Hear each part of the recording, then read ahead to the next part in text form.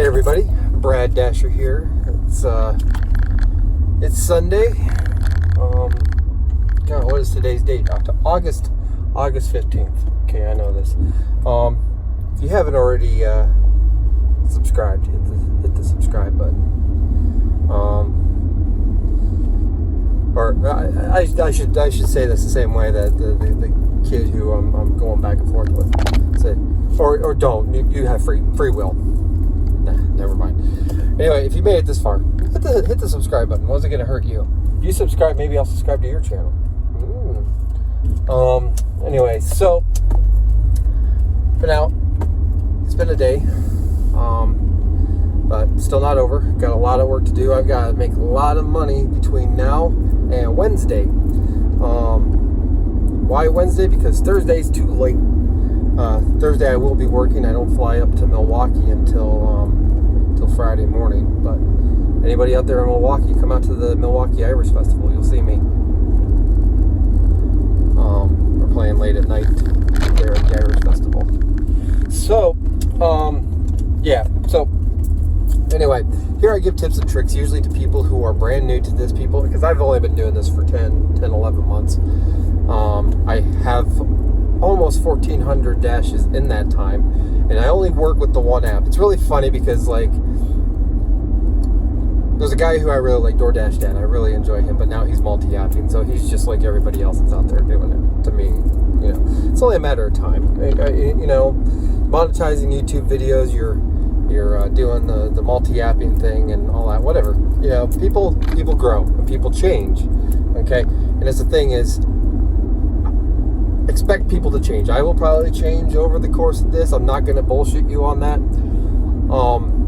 So there's a video I watched this morning, and all these things, when you're on YouTube and you're a content creator, you're always looking for that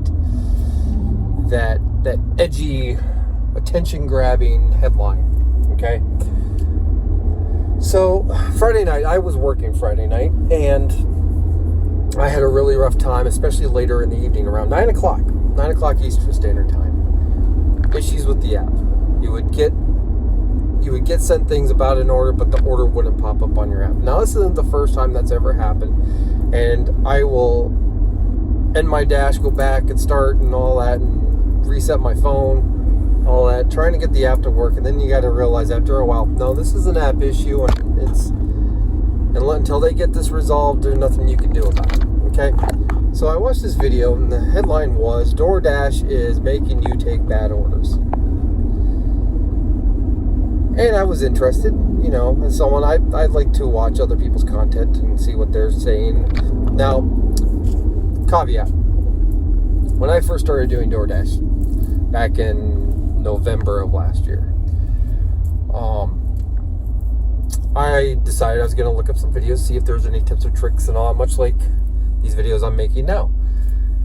There was a lot of positivity. There was a lot of really happy people working for DoorDash. There was a lot of really just a lot of positivity around the platform because we were going through the COVID-19 pandemic. Some states were different, markets were different, whatever. When I first started, I was able to make pretty decent money. Went through the growing pains and stuff. So, whatever. Ever since they went public, because their market share, they I don't know how many thousands % they went up because of the pandemic. They were one of the companies that really benefited. Ever since they went public, and there's been a lot of changes that have come because they're trying to find the business model to sustain them into the future, even regardless if they sell the company. I mean, now they got talk that they're going to buy Instacart. Don't know if you know this, but Uber Eats bought Postmates a while ago. I don't know if Postmates still exists. I know that I was signed up on there, and it was just kind of like a weird app in my area.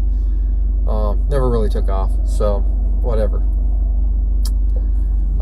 Uber Eats is extremely complicated to try to get onto, and I might try to do it. I'm not sure. Whatever. I'm doing pretty okay doing DoorDash as a standalone in my market because I don't believe in this hype that has been coming out lately about how DoorDash is just out to screw every single person out there. DoorDashers that are on YouTube tend to think that they are being targeted and their content reflects as much.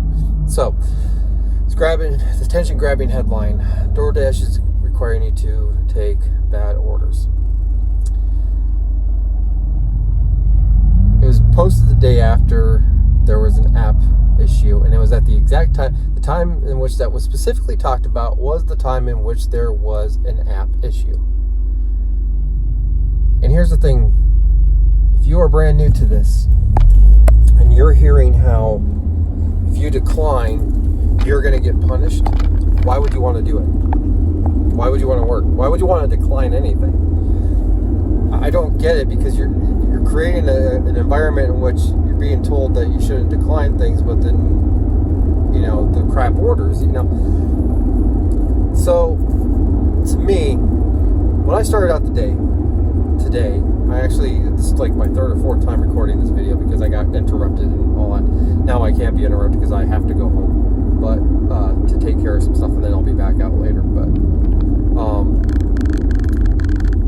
my first orders, my acceptance percentage was down to 1% when I started today.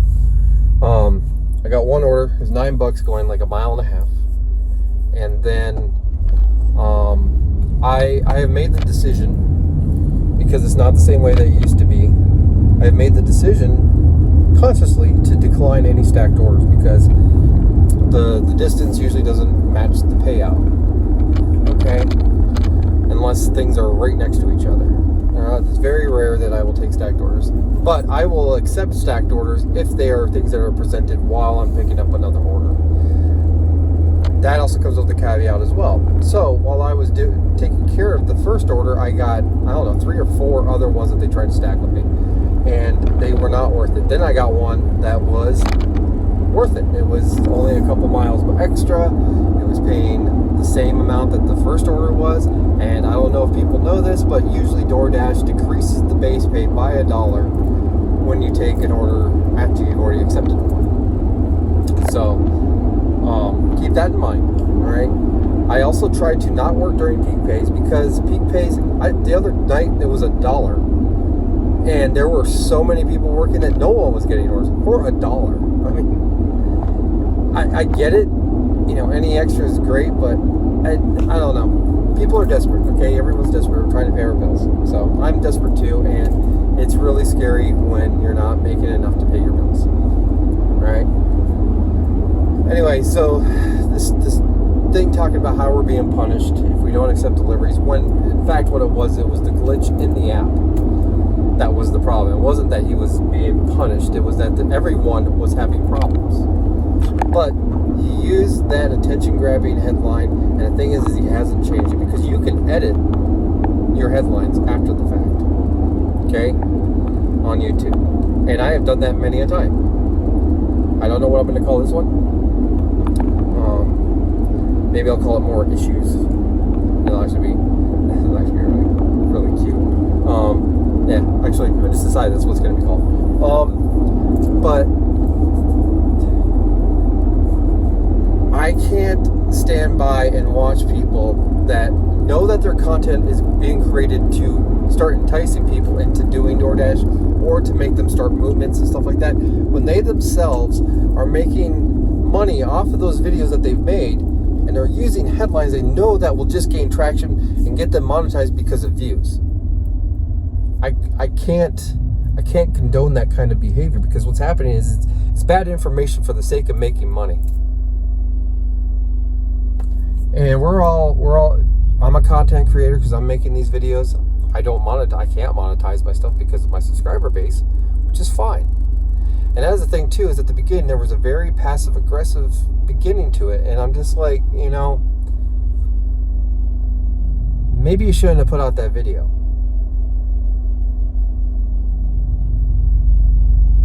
Or at least change the title of it when you realize the misinformation that you were giving out. So, as I always say, be very careful of the information that you find and you listen to, because it's misinformation is misinformation, regardless if the person's making money off of it. Most of the time, the people giving the misinformation are profiting off of it. All right, so that's all I gotta say. I'll be back later. I've got a lot more work to do. I've got to make a lot more money. All I'm gonna say is that my average hasn't changed. I have to decline a lot more. My percentage goes down, and that's the other thing too. Is that the person who sent this, their percentage is crazy high for someone who is very picky about what they do. Just saying. Anyway, see you guys later.